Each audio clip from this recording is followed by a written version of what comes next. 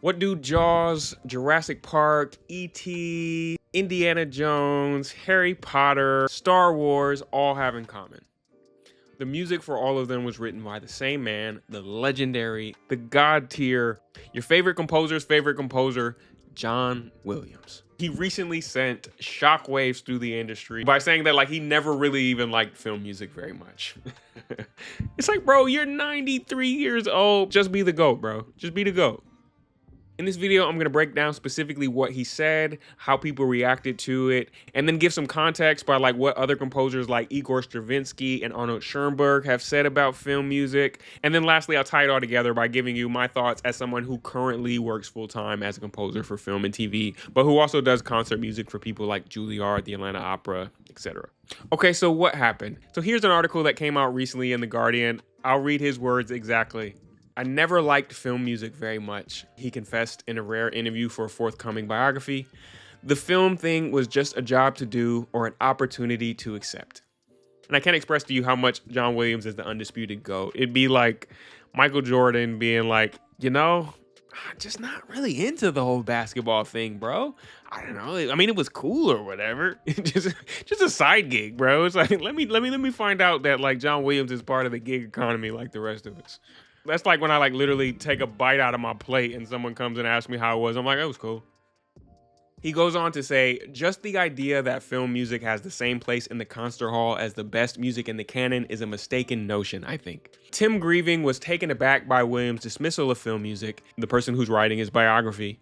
His comments are sort of shocking, and they are not false modesty. He is genuinely self-deprecating and deprecating of film music in general. And then during an AMA that Tim Grieving, the biographer, did on Reddit, he goes on to say, it didn't totally shock me. He's always spoken positively and diplomatically about film music when he's doing normal press or promoting a film, but there were lots of quotes from him over the years where he acknowledged its inherent limitations or weaknesses, if you want, so it wasn't a shocking revelation or a reversal for me. I guess I was surprised at how often he felt compelled to emphasize the limitations of film music, and even that he was going to prove to me that it's not actually film music I like. I never really understood what he meant, but it's certainly complicated. Part 2. It's certainly complicated. It seems to me that John Williams has some internal prejudices against film music, and he's definitely not the first or an isolated incident. I got my PhD from UCLA in music composition. I work in film and TV now, but my actual PhD is in like music composition and like concert composition. It's not a hot take. It won't come as a surprise. Classical music can be very elitist and kind of always has been. That's part of the tradition. You think about like being all dressed up in tuxedos and people singing in languages that you don't understand. It's high class. And this elitism can be especially rampant when we think about the composers. Ever since Beethoven, we've thought about the composers as this like genius who struggles against the art to express himself in the purest form possible. But if you subscribe to that idea, then it makes you think that like anytime you would compromise your art or consider like commercial things or write music that serves another medium, that idea becomes preposterous or that is less than, or it's not a composer expressing himself in the most pure way possible. Only pure music written for its own sake is art, is what some of these people might say. Now let's look at what Igor Stravinsky had to say about film music. Stravinsky is a like legendary and very influential composer, probably one of the most influential composers of the 20th century, who is most known for his ballets like The Rite of Spring, Petrushka, some of these. In a 1946 interview, he says, "There is only one real function of film music, namely to feed the composer." Shots fired. Shots fired. In all frankness, I find it impossible to talk to film people about music because we have no common meeting ground. Their primitive and childish concept of music is not my concept. I feel like Stravinsky had to know how to fight. They have the mistaken notion that music, in helping and explaining the cinematic shadow play, could be regarded under artistic considerations. It cannot be. The film could not get along without it, just as I myself could not get along without having the empty spaces of my living room walls covered with wallpaper. But you would not ask me, would you, to regard my wallpaper as I would regard painting or apply aesthetic standards to it? Why take film music seriously? The film people admit themselves that it's most satisfactory, it should not be heard as such. He kind of like summarizes it all up by saying, in other words, music is too high an art to be a servant to other arts. It is too high to be absorbed only by the subconscious mind of the spectator if it still wants to be considered as music. I get what he's saying, and I'm gonna let him cook for a second before I give my thoughts. So let's go on and see what Arnold Schoenberg said.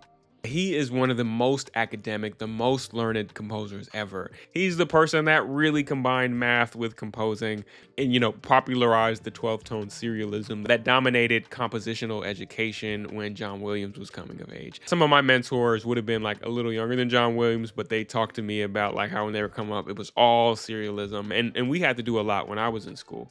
I can't teach you serialism in this video. It's a method of composing that composers make these 12-tone matrices and you try to go through all 12 notes. A lot of times it can be almost hard to distinguish it from random notes, and it's not a popular style.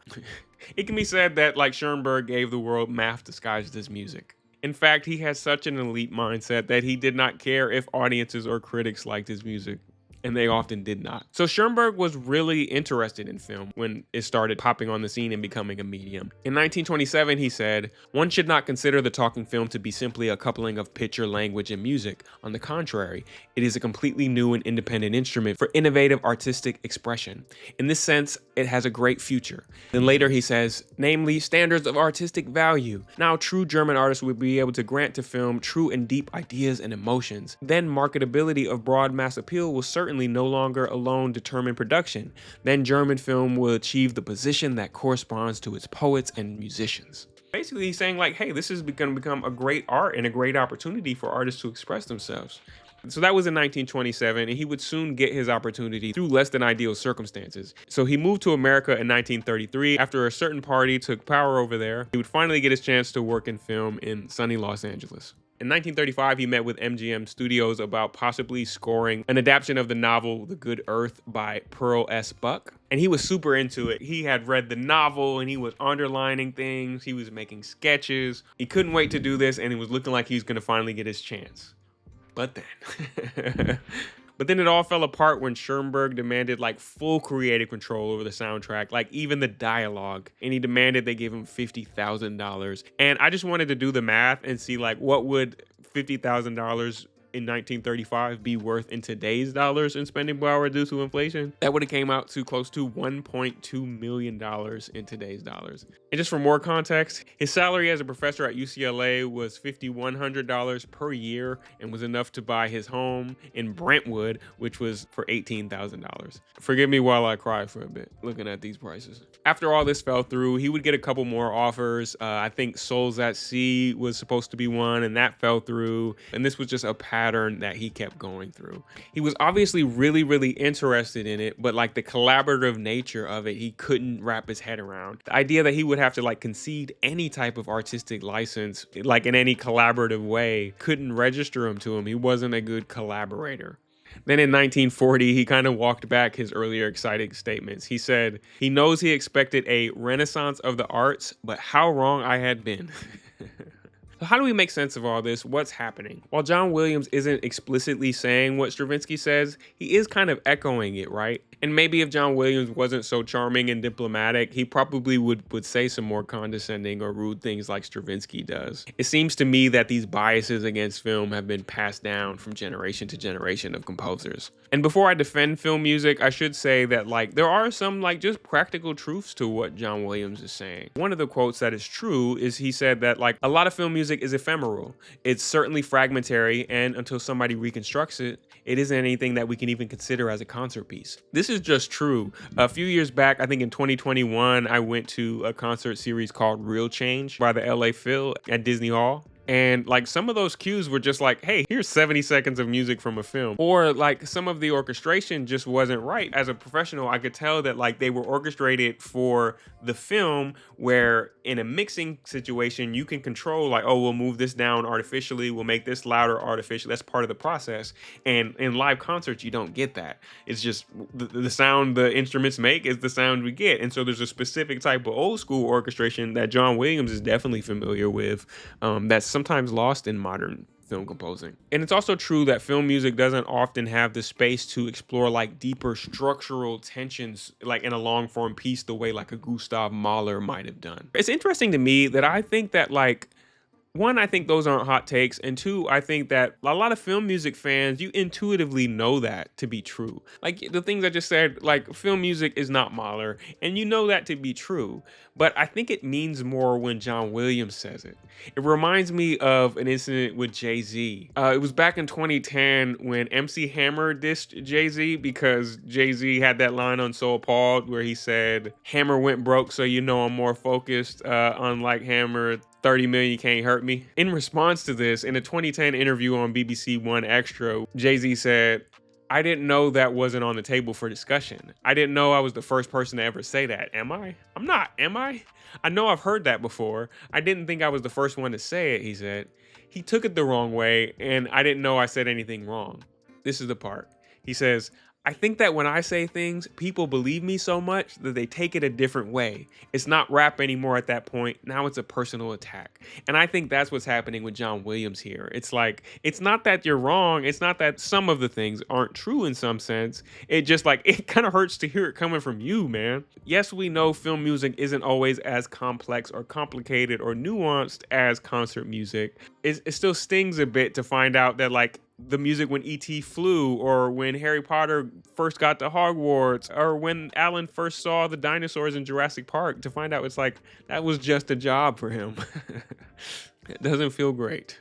And for me, I'd like to give a little like gentle and respectful pushback on some of the ideas that John Williams expressed. I don't think film music should be looked down upon. And yes, I know John Williams won't see this video, but a lot of composers, a lot of filmmakers might. And I think it's worth making the case. And the first question I'd ask is like, why should this collaborative medium with music be looked down upon and not like other mediums? Like many of the the staples, many of the biggest, most important pieces in classical music are collaborations. Think about like opera, Figaro, all of these things that like you don't even have to be a musician to know. And it's like, these are collaborations. I am an opera composer. I wrote an opera for the Atlanta Opera. And my entry point to opera as a kid, the only reference I had was Bugs Bunny, was TV. But it's also like dance. I talked about Stravinsky's ballets. It's like the Nutcracker is another one. That's not Stravinsky, but like the Nutcracker is classical music a lot of people know is like, but why is like this one lane of collaboration less than others? Like these are okay and this is not. Like, why is that? I thought it was interesting in that same interview, you know, that Stravinsky made that quip about like the only thing film music is good for is like feeding the composer. Is like, he also kind of went on to say like, I kind of would work on film if they paid me. Being paid for your work is not a bad thing. Your work reaching more people is not inherently make it a bad thing and does not inherently make it less than. This is like such a hipster take. Not John Williams, just the idea.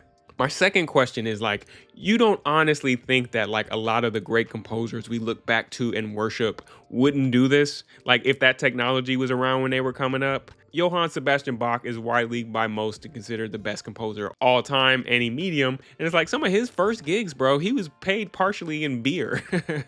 Mozart infamously took a commission from like a figure in all black that he literally took to be like a messenger from death to write Mozart's own Requiem as he's dying. And he took the gig. He would take a gig from somebody he assumed was the Grim Reaper to write his own death song, but like he wouldn't like write to picture. Haydn lived on his patron's estate. Like they bought him as a person almost. And Palestrina even sold wine to the church to make a few bucks on the side, bro. I even find fascinating is that like 5 years prior to that Stravinsky interview where he goes and talks about how like only pure music is the best music or whatever, music for the sake of music, he literally wrote a piece for Ringling Brothers Circus. It was a performance for 50 elephants in pink tutus combined with live dancers. And I just want to be very clear, I am not shading this. This sounds like the coolest gig ever. If anybody watching this works in a circus and they need a composer, holla at your boy immediately. But I'm just saying, like, you can't be doing stuff like that and then get on your high horse and be like, only the, you know, highbrow art is highbrow art. It's like, bro, you just sound salty, man. Again, clarity. I'm not saying John Williams is. Obviously, he's done more movies than anybody. And then I also would just like to add, it's like, hey, some of these like concert composers that we look up to and revere were also film composers. Saint-Saëns, Shostakovich, Aaron Copland, Leonard Bernstein, Korngold, John Corigliano, your boy Dr. Marcus Norris. I think for me, it's about your music touching people. Like I said in my video, breaking down some of the scenes I composed for Honk for Jesus Save Your Soul, it's like music is able to like immediately convey complex and nuanced emotions and relationships and settings and all of these things. And film music is especially good at this. And I would just like to ask, is that a bad thing? Connecting with your fellow humans in this way and teaching them something about themselves as you teach them something about yourself. John Williams went on to say, film music, however good it can be, and it usually isn't, other than maybe an 8-minute stretch here and there, I just think the music isn't there. That what we think of as this precious great film music is, we're remembering it in some kind of nostalgic way.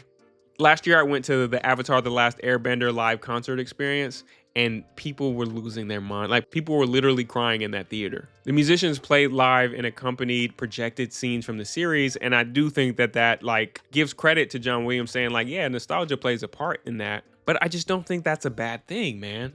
I'm sure nostalgia was definitely part of what they were feeling. Nostalgia for those characters, nostalgia for what we felt when we were going on that journey with them, nostalgia for what was going on in our life at that time and what it helped us get through. But I'd respectfully ask, what's wrong with that? Why is an artistic medium only legitimate if it doesn't collaborate, even if that collaboration results in a greater impact on audiences? Lastly, being fair, John Williams is 93 years old. I can't know, but I imagine at that age, it's just not really interesting to write like 45 seconds of background music anymore. I can understand like wanting the challenge of like climbing a mountain of these long form, big question pieces. And I don't think that's wrong. I think he's entitled to that. If anyone earns that right, it's John Williams. I can even feel like a smaller version of that now in my 30s versus when I was in my 20s. I'm less interested in every little gig. It's like I want to do things that move me. I want to do things that resonate with me. For me, film music still does that. I haven't done 100 films, but I understand why John Williams feels the way he does. At the end of the day, he's entitled to his own opinion. If you've accomplished everything he has and given the world everything that he has, you earned it, man. You have the right to feel about film music any way you'd like to. If John Williams doesn't like film scoring, that's his prerogative. But my God, John, we love your work and we will always be fans, and we are so appreciative for all you've done. If this video was interesting to you, make sure you subscribe for more. I don't have sponsors, but if you're interested in learning from me, I operate my own educational platform called musicality.me, where I have some free resources. I have some paid courses. Right now, there's one up about foundations of beat making, which is good for beginner or intermediate producers. Maybe are self-taught in that lane and looking to get like a really strong foundation and get a lay of the whole land. All right, guys, thanks for watching. See ya.